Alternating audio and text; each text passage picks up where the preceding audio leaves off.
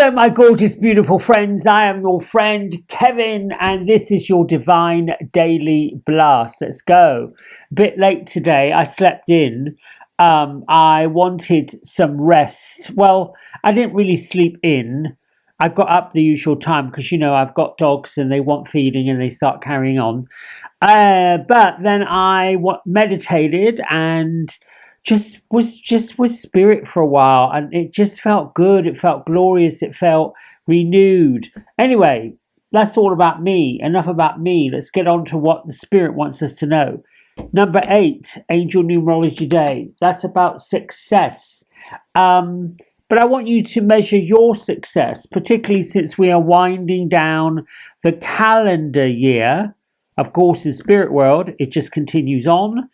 But in the physical realm, we have certain structures in place. The 8 numerology number is about abundance and prosperity. It is about making good choices, prayers being answered, the energy of success, insightfulness.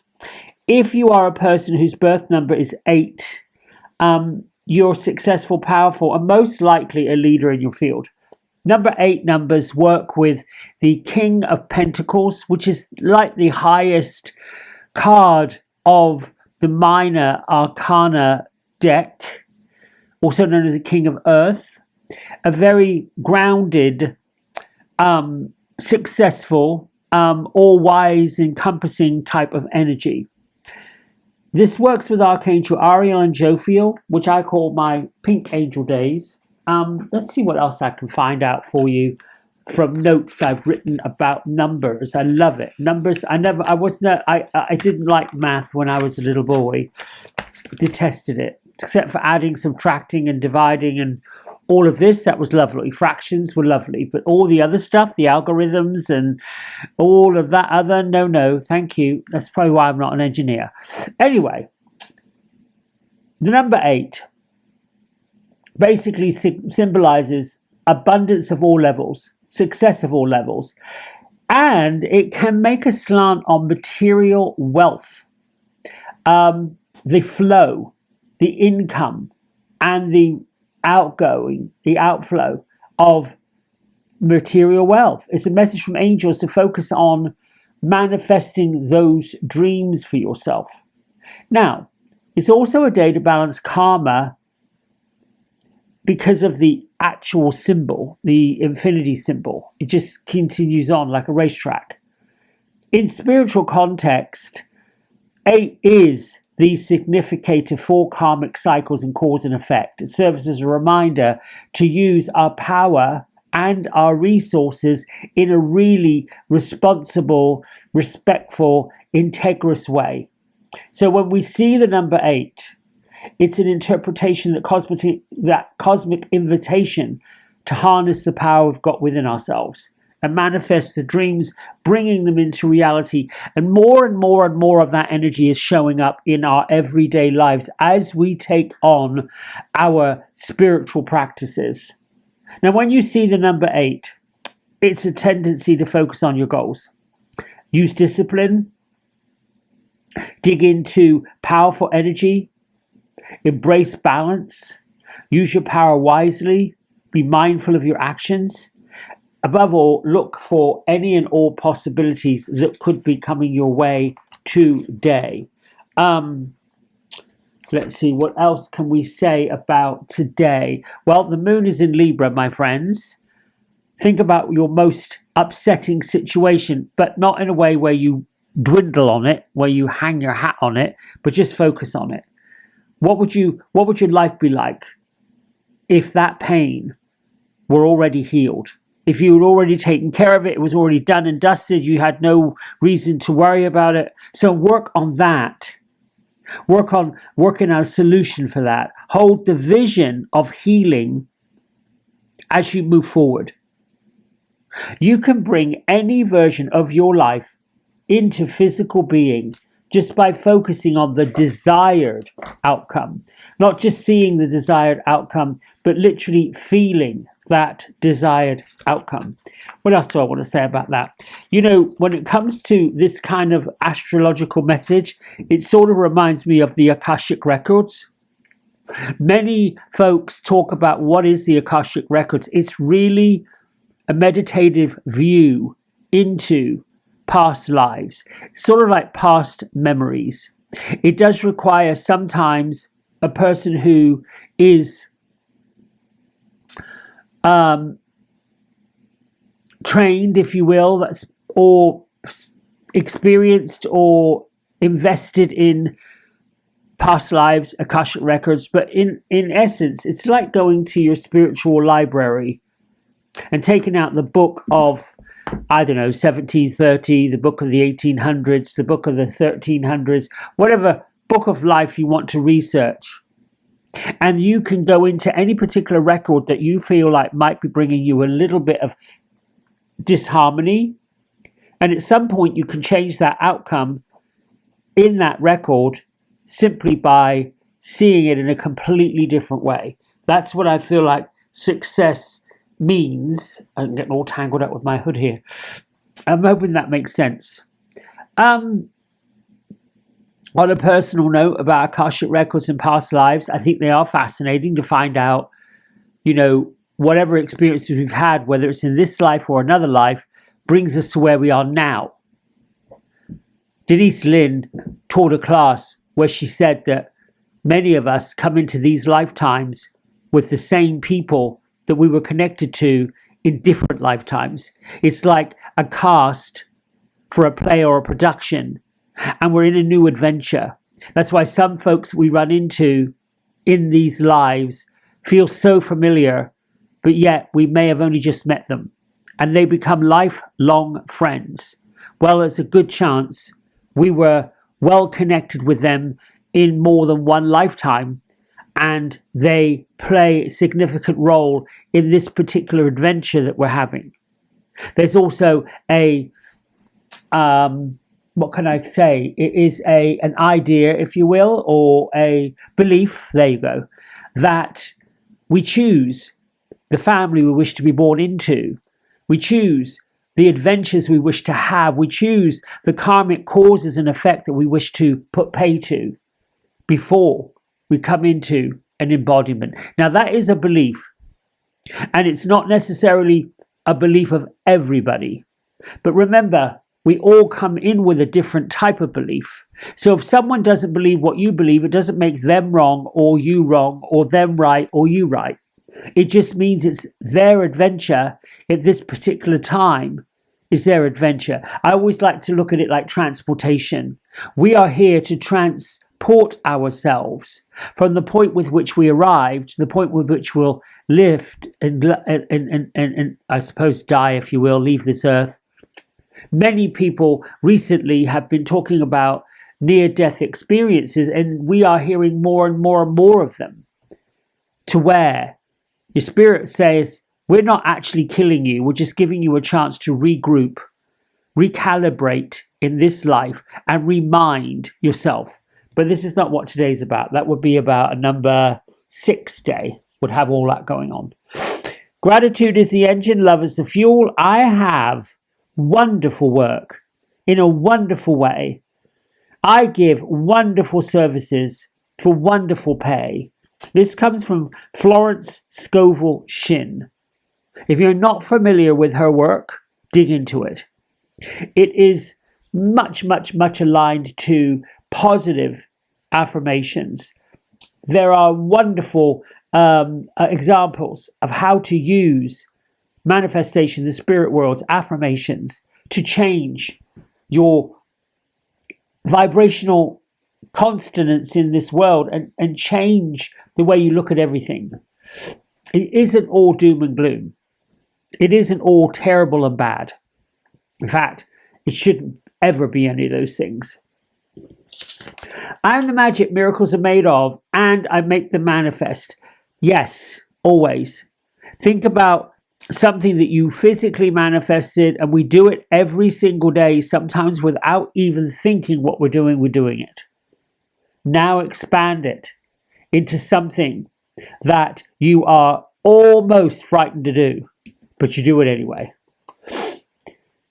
Message from Archangel Raguel. As a friend of God, I can bring compassionate, uplifting people into your life who support you professionally and personally. So if you want some of those past life people to show up as principles in this life, call them forth. Helpful people surround me everywhere I go. I attract friends who love and support me.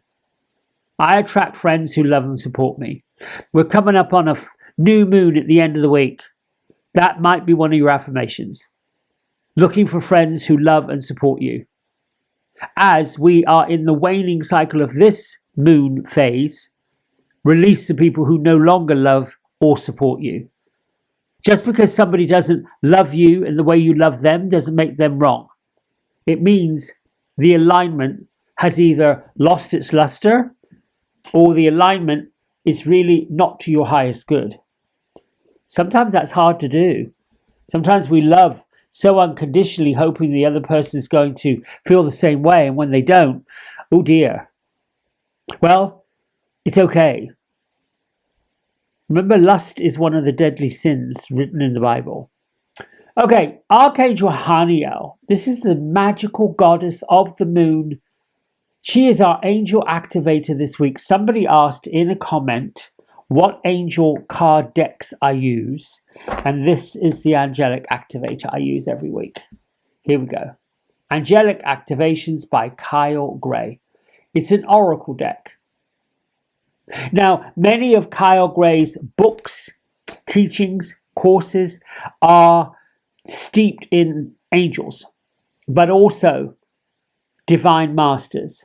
And our divine master this week are the Lemurians, that ancient civilization that came forth to open our psychic gifts, psychic awareness, sensitivity, trust in the intuition. Again, another book and another deck by Kyle Gray. So this is so strange. The cover, the Lemurians, and of course the cover of the guidebook, which is obviously the cover of the deck. I tend to use the same decks for my daily affirmation because they just, for me, they work. Sometimes I change them up, but I get a nod. It's time to change them. The fairy deck I use is from Karen Kay, Oracle of the Fairies. She has another one out, Manifesting with the Fairies. I switch back and forth every once in a while. However, because we live in this because I live in this physical realm, as do you, I think I want to get the divine masters involved. I want to get the angelic realm involved, and I also want to get the fairies involved because all those realms work in tandem with all of us. They have different functions. Fairies are more earthbound. They're a little bit of a better connection from the human to the angelic, and angelic is all about our highest good. Let's see what Haniel has to say. A good friend gave me this yesterday. I thought it was a Christmas ornament that had been painted and done like this. And I'll let you into a secret. I never would have guessed what this actually started off as. It actually is a light bulb. And somebody stuck this little hat on it. I won't pull it off to show you the stem of the light bulb, but I thought it was quite ingenious. And of course, I've never watched the Grinch, but anytime I see the Grinch, it just makes me chuckle because I see him as one of these naughty little elves, one of these naughty little fairies that just make me giggle. It's just so funny. All right, Haniel and her message, downloads of intuition. The activation message is, I trust my intuition and my psychic powers. So here's what the card has to say.